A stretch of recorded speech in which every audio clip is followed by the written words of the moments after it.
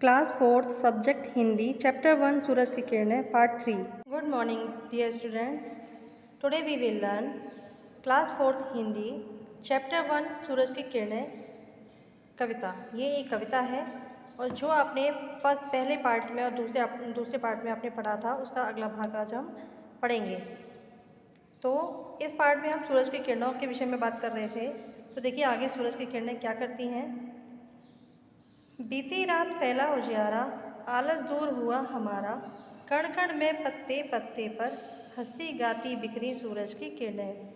तो आपने देखा है कि सुबह जब होती है तो रात चली जाती है और चारों तरफ उजाला हो जाता है। जब सूरज निकलता है तो चारों तरफ उजाला हो जाता है और हमारा आलस दूर हो जाता है। हम बिस्तर छोड़कर, सारा आलस छोड़कर हम अपने अपने काम में लग जाते हैं। सभी प्राणी अपने अपने काम पर जाने लगते हैं।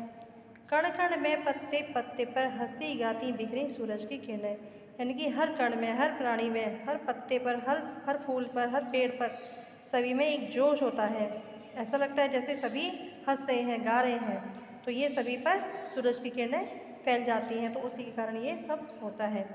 अगर रात होती है तो हम सो जाते हैं। जैसे जैसे दिन निकलने लगता है तो वैसे वैसे हम अपना बिस्तर छोड़कर, सारा आलस दूर करके अपने अपने काम पर लग जाते हैं।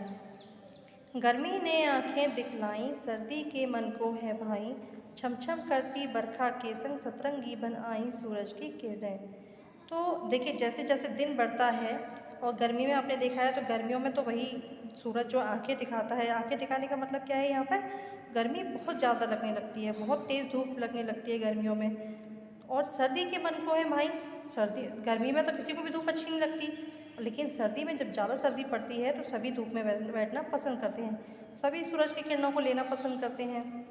छमछम करती बरखा के संग, जब बारिश होती है, छमछम करके जब बारिश होती है, बरखा मीन्स बारिश।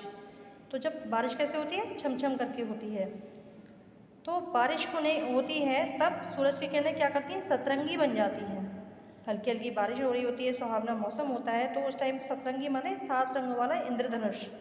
बारिश होने के बाद हमें क्या दिखाई देता है, इंद्रधनुष बनता है। वो किसकी वजह से, सूरज की किरणों की वजह से बनता है। तो बच्चों अब आपने इस पार्ट में इतना ये सब पढ़ा। अब आप इस चैप्टर को अपनी नोटबुक में नोट करेंगे, इस कविता को अपनी नोटबुक में नोट करेंगे सफाई से और क्लियरली नोट डाउन करके इसको लर्न करेंगे। लर्न करने के बाद इसके अगले पार्ट में हम आपको इसका एक्सरसाइज कराएंगे और इसको आप ध्यान से सुनेंगे और अच्छे से अपनी नोटबुक में नोट करेंगे।